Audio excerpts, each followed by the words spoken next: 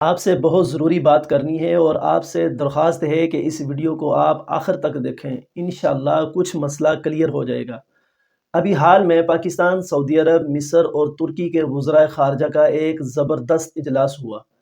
اسلام آباد میں اس اجلاس میں ایران کے وزیر خارجہ نے بھی آنا تھا، وہ کیوں نہیں آئے؟ یہ بہت امپورٹنٹ کوسچن ہے۔ وزرائے خارجہ کا اجلاس ہوا یہاں اسلام آباد کے اندر۔ اس کے اندر ایرانی وزیر خارجہ کی جو شمولیت ہے وہ بہت اہم تھی، اور یہی وجہ ہے کہ 3 دن پہلے پاکستان کے پرائم منسٹر جناب محمد شہباز شریف صاحب نے ایران کے صدر سے بڑی تفصیل سے بات کی۔ تقریباً 2 گھنٹے کال کے اوپر بات ہوتی رہی، 2 گھنٹے فون پر۔ آج کون بات کرتا ہے دنیا میں؟ لیکن یہ لوگ کرتے رہے کیونکہ آج کل حالات ایسے ہیں۔ اور اس میں مین ٹاپک یہی تھا کہ اگر ایران کے وزیر خارجہ عباس آراغچی اس میٹنگ کے اندر تشریف لے آئیں تو یہ میٹنگ بہت ہی زبردست ہو جائے گی، اور اس کا جو امپیکٹ ہے ظاہر ہے کہ وہ بڑھ جائے گا۔ اور اس پر بہت تفصیل سے بات ہوتی رہی، لیکن نتیجہ یہ نکلا کہ ایران اس بات پر آمادہ نہیں ہوا۔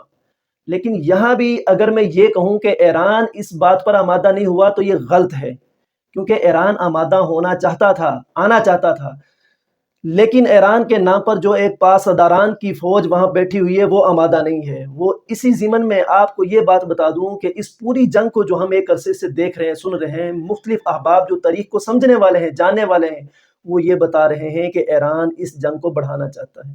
ایران کی بجائے اگر ہم یہاں پاسداران کا لفظ استعمال کریں تو زیادہ مناسب ہوگا بات سمجھنے کے لیے۔ پاسداران اس جنگ کو بڑھانا چاہتا ہے۔ کیوں بڑھانا چاہتا ہے؟ دیکھیں، اس جنگ کے اندر 3 فریق ہیں: امریکہ، ایران اور اسرائیل۔ امریکہ اس جنگ میں داخل ہوا ہے صہیونی لابی کے دباؤ میں۔ اسرائیل کی وجہ سے امریکہ پھنس چکا ہے بری طرح سے۔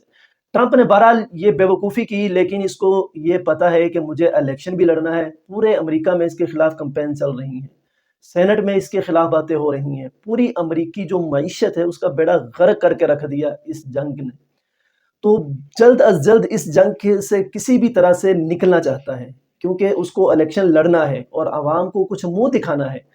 دوسرے نمبر پر فریق ہے اسرائیل۔ اسرائیل وہ ملک ہے جو درندہ ہے، جس کا وجود ہی جنگ کے عنوان پر ہوا ہے، مسلمانوں کو تنگ کرنے کے عنوان پر ہوا ہے۔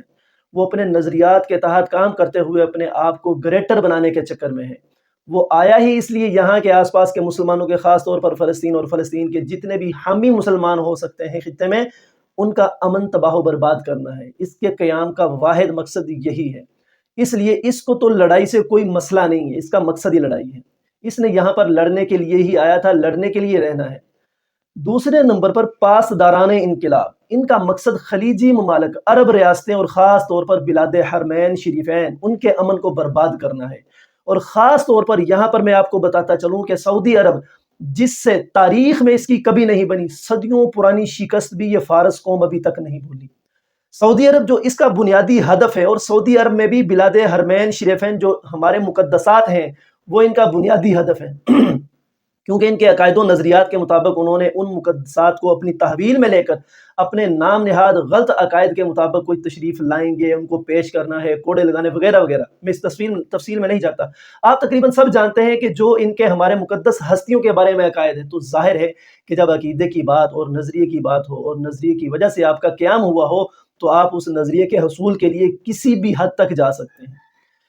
تو اس لیے پاسداران انقلاب کو، ایران کو نہیں، پاسداران انقلاب کو اس جنگ کے جاری رہنے کی صورت میں بظاہر اپنے نتائج بہت جلدی حاصل ہوتے نظر آ رہے ہیں، اگرچہ اس کی غلط فہمی ہے۔ پاسداران اور اسرائیل یہ دونوں اس جنگ کو بڑھانا چاہتے ہیں، کیونکہ دونوں کا وجود، دونوں کا قیام نظریاتی طور پر مسلمانوں کو اور خلیجی ریاستوں کو، عرب ممالک کو، بالخصوص سعودی عرب کو، اس کے امن کو برباد کرنے اور بالآخر اس پر قبضہ کرنے میں ہے۔ 2 جنگیں ہیں، گریٹر اسرائیل کی جنگ ہے، دوسری طرف گریٹر ایران کی جنگ ہے۔ تو ظاہر ہے دونوں آپس میں لڑ کے کوئی ایک تو اپنے مقصد کو حاصل کرنے میں کامیاب ہوگا ان کے بقول، لیکن ہوں گے نہیں انشاءاللہ۔ دونوں میں سے کوئی نہیں ہوگا، لیکن ان کو ایسا لگتا ہے، تو اس لیے دونوں آپس میں لڑ رہے ہیں، تو لڑتے رہیں گے اپنے اپنے مقاصد کے حصول کے لیے۔ لیکن دعا یہی ہے کہ اللہ تعالیٰ ان دونوں کو ناکام اور نامراد فرمائے جو یہ غلط فہمی اپنے ذہن میں بٹھائے ہوئے ہیں۔